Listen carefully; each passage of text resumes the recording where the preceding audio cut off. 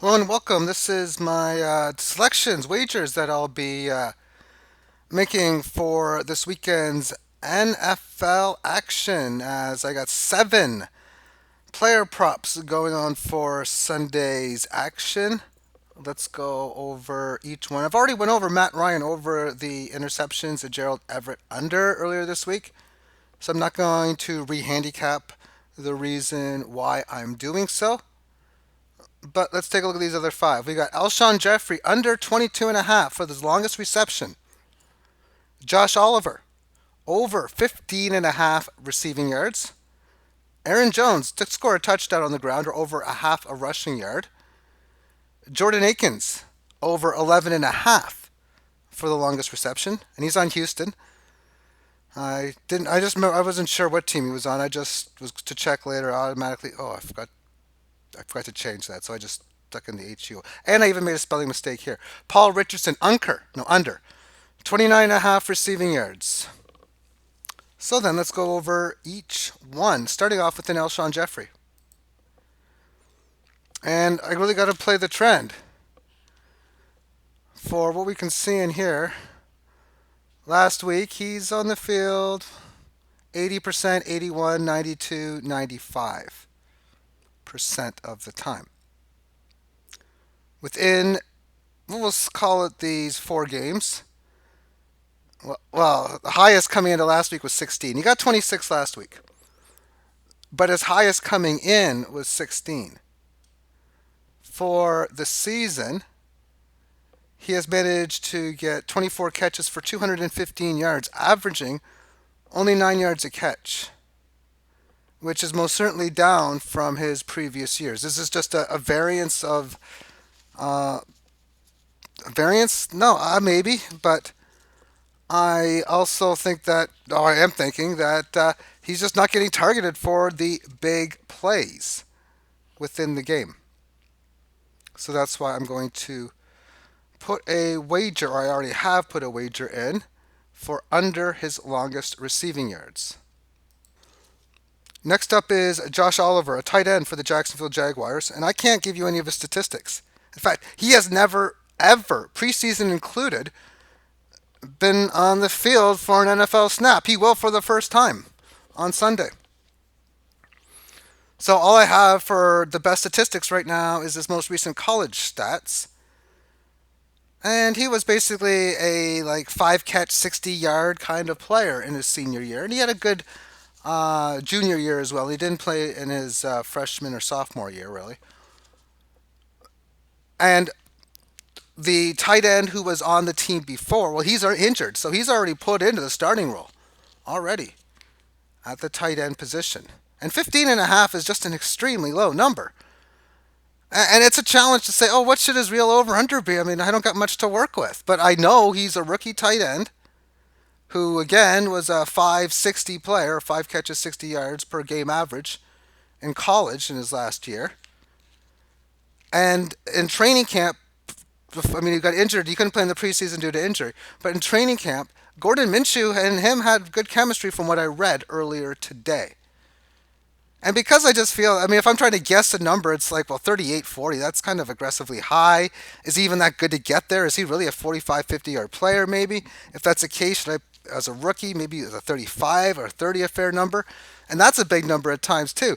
But 11.5 is a really small number. Excuse me, 15.5, excuse me, is a really small number. Maybe a fair number might be between 24 and 26 or 27. But anyway, that's where I'm going on that one. Now, Aaron Jones. I had this last week and it lost. It was at even odds too. It was a better spot last week, I thought, and but I think this is a good spot overall. Green Bay is hosting the Oakland Raiders. Keyword is hosting as well, and the Oakland Raiders are that spot against the defense. It's neither good or bad, I think, against the run. And running backs have been able to score touchdowns against them this year, at least feature backs. Let's take a look at Aaron Jones statistically. And when I'm getting the plus 170, it's like how can I not? It's anyway. This is what we look at here. He's most certainly a major feature back. He did only play 49% abandoning the run, but I think there's a less chance it's going to be done. It really wasn't much abandoning overall, although I suppose he only had 11 carries. But we can see here he got 4 touchdowns again in this game. One here, two, one here. So already, 4 of his 6 games cashed for that type of prop. And we've already seen a 4 and a 2 spot. So when you get a guy who gets multiple touchdowns, rushing touchdowns in a game, and way more than not they get touchdowns, they are like Sean Alexander type, oh my goodness, Emmett Smith prime type backs that are so amazing. So the question is Aaron Donald, well, he's one of those on defense, but is Aaron Jones one of them? Well, if we take a look at his game log from the previous season, it hasn't came up yet. It's there we go. Now it is up.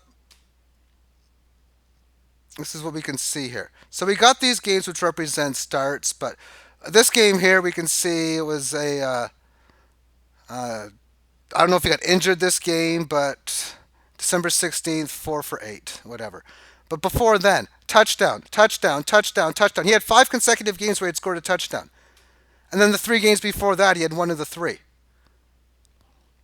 So over those 8 games, he had 6 of those 8, throwing the 4 of the 6 this year.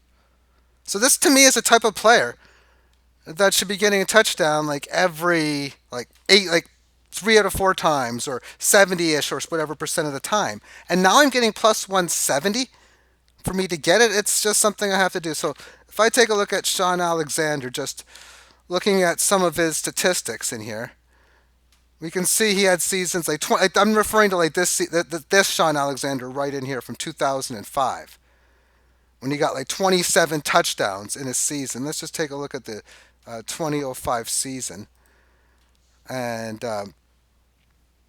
show you more for what I'm talking about on that. And I haven't looked at these stats in advance, but we can saw he didn't have a touchdown in week 7, and he didn't have a touchdown in week 1. Oh, okay, that's. I think Larry Johnson had a good season like that around 2002 or 2003. It wouldn't have been 2002 because his name came up as. It might have been 2004 because I remember where I was living. So it would have been 03 or 04 because I remember where I was living. And so it would have had to have been 04. Rushing, how many touchdowns did he get that year? Uh,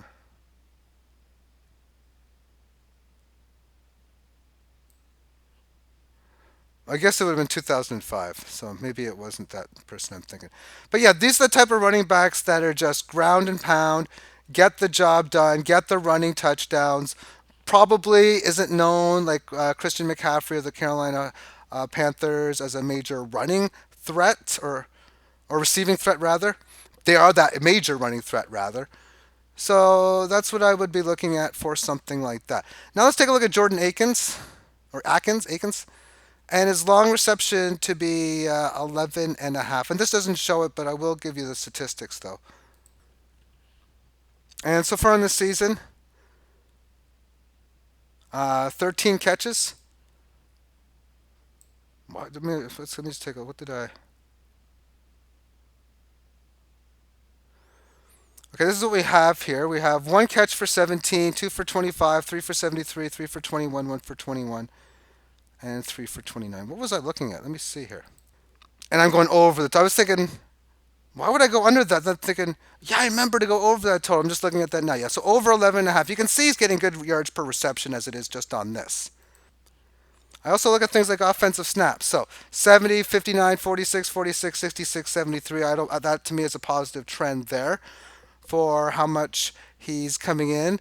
But we can just see here, if yards per reception, like 13 per game, 21, 24, 12. His long per game, he's just oftentimes he's able to come out and put up just good numbers on that. So yeah, over the total for his longest reception for Jordan Akins. And finally, Paul Richardson, under 29 and a half receiving yards.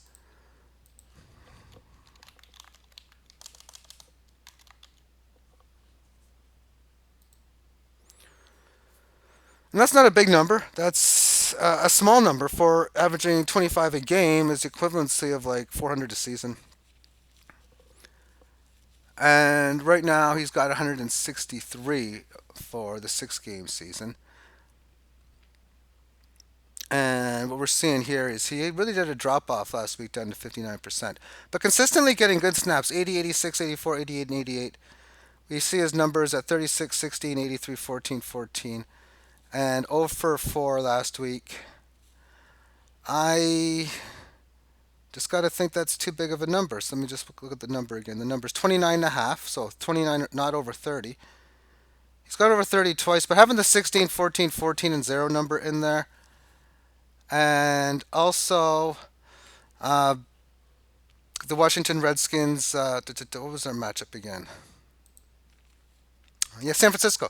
San Francisco is just a very good defensive team that I just think it's a bad matchup overall as it is anyway coming into it. So under 29 and a half receiving yards for Mr. Paul Richardson in Sunday's game.